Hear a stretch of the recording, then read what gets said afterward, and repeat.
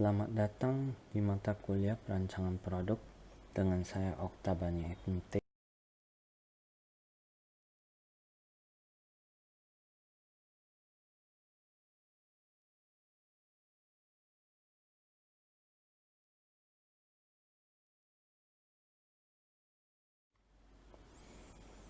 Berikut ini adalah silabus untuk mata kuliah ini yang meliputi dari pengenalan sampai ke pengembangan produk kita. Nah, materi yang akan saya sampaikan sampai di bagian ide atau seleksi. Nah, kemudian diikuti oleh topik-topik sisanya.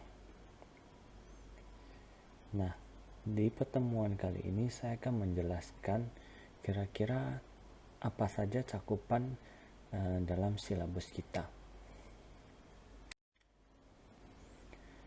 Buku pegang kita ini adalah Chemical Product Design. Kemudian ada buku tambahan Product and Process Design Principles. Ini adalah struktur kuliah yang direncanakan, tetapi struktur kuliah ini untuk sebelum COVID-19. Jadi ada kemungkinan kita agak berbeda ya untuk sesi kuliah kita. Di kuliah perancangan produk ini lebih menitik beratkan ke penugasan untuk mahasiswa.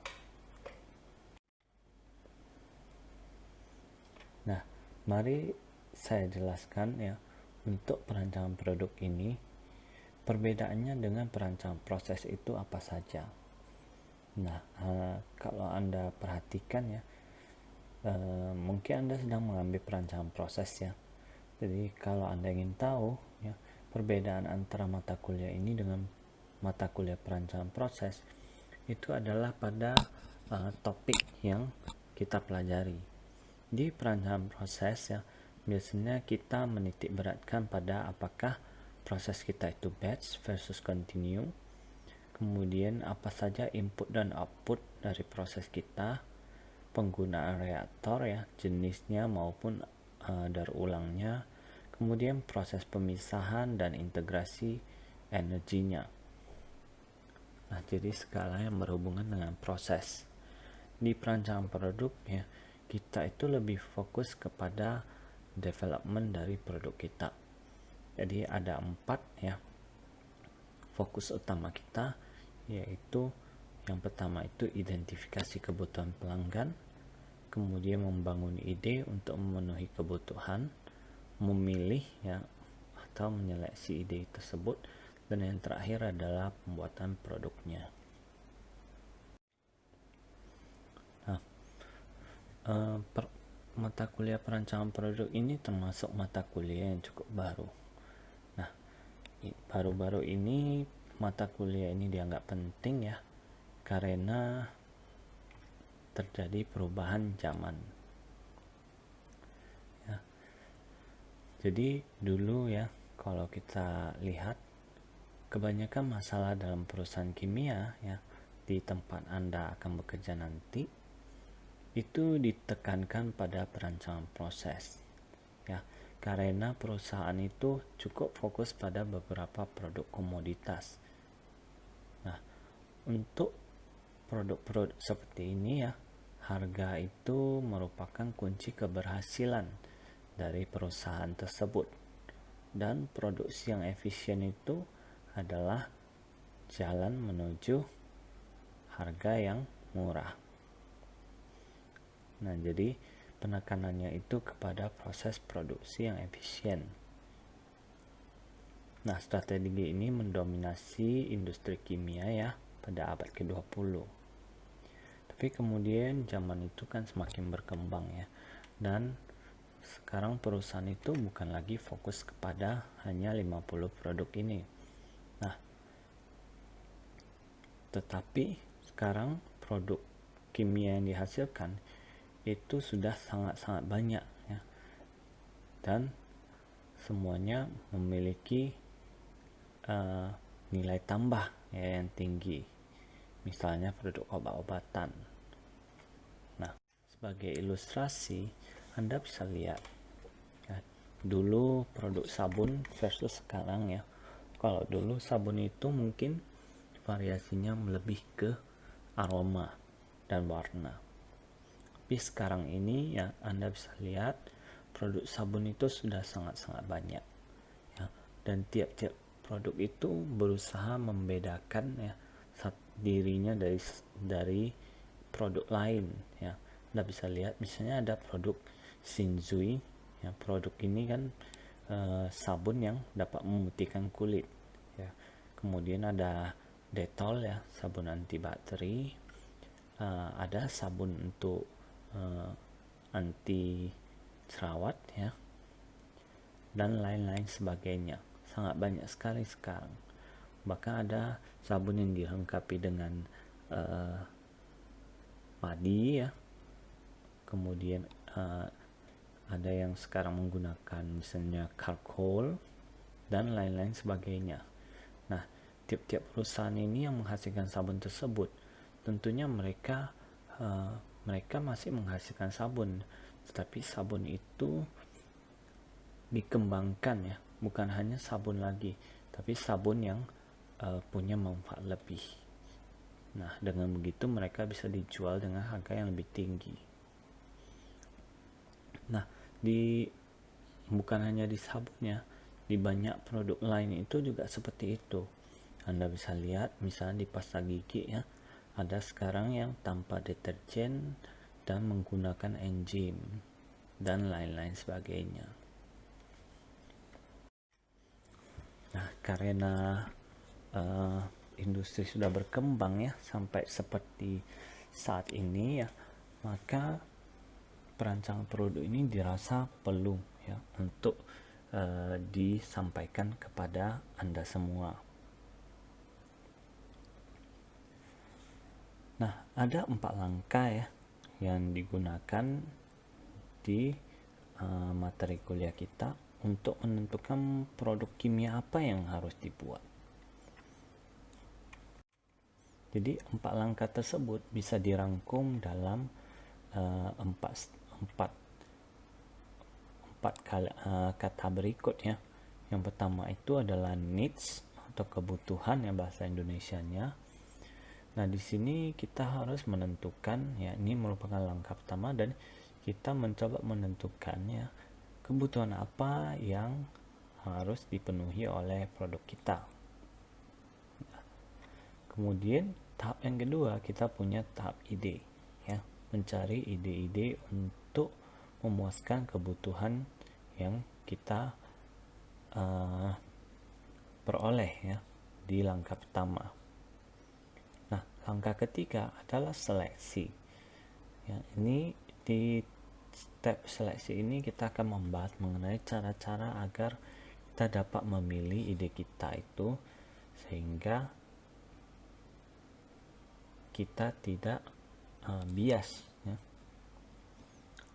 Dan step yang terakhir itu meliputi pembuatan.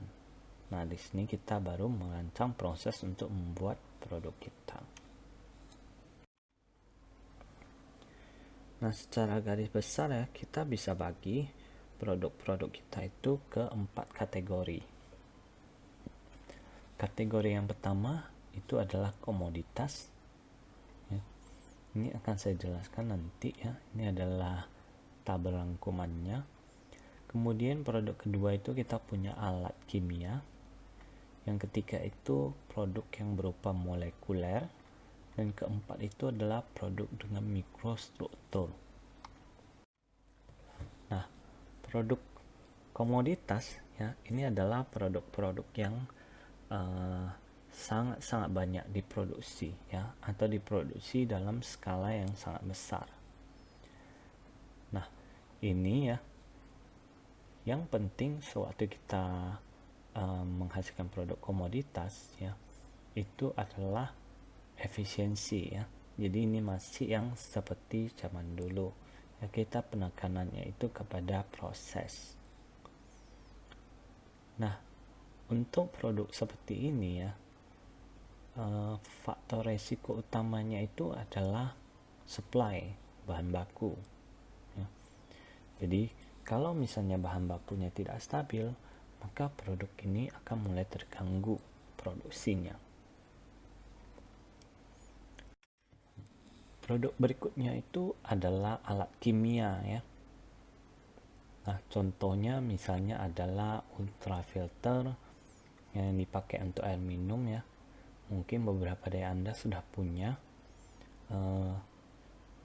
alat-alat filter untuk air minum yang bisa diganti-ganti, ataupun ginjal buatan.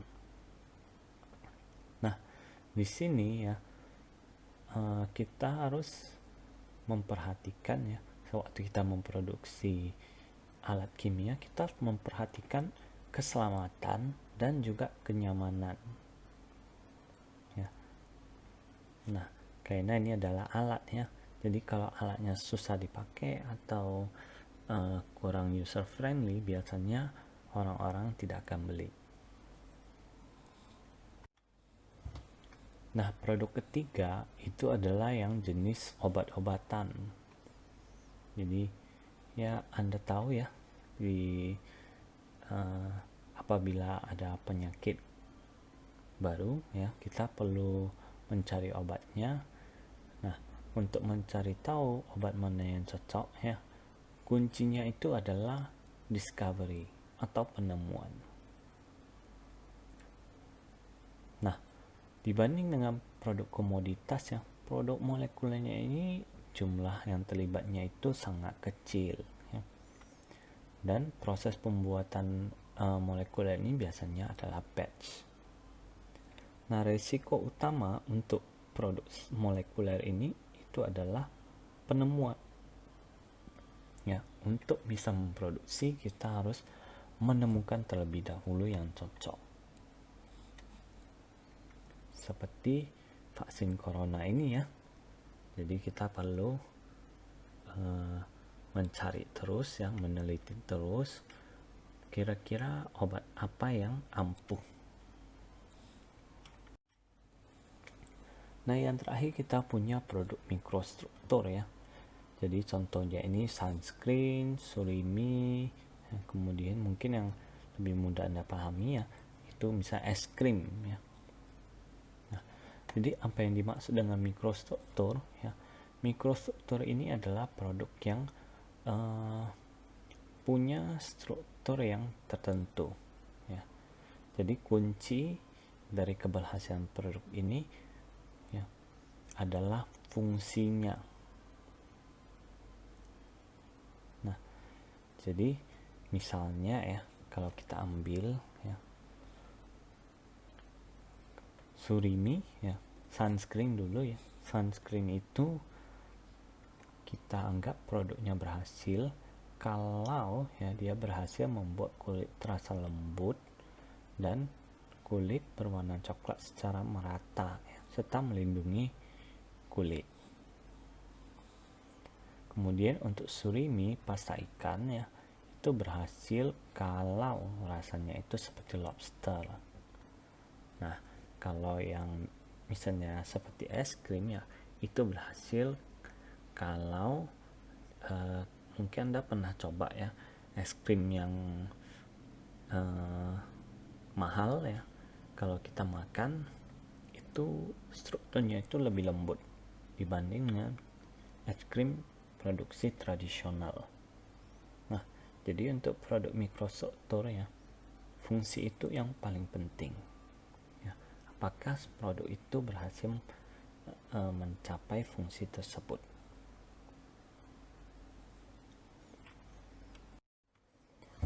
Nah, itulah untuk pengenalan mengenai mata kuliah perancangan produk ini.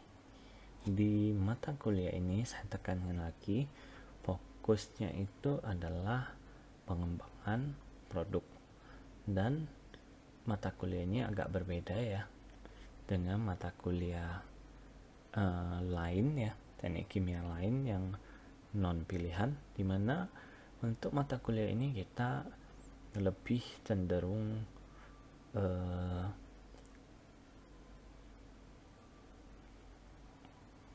memberikan penugasan ya untuk Anda.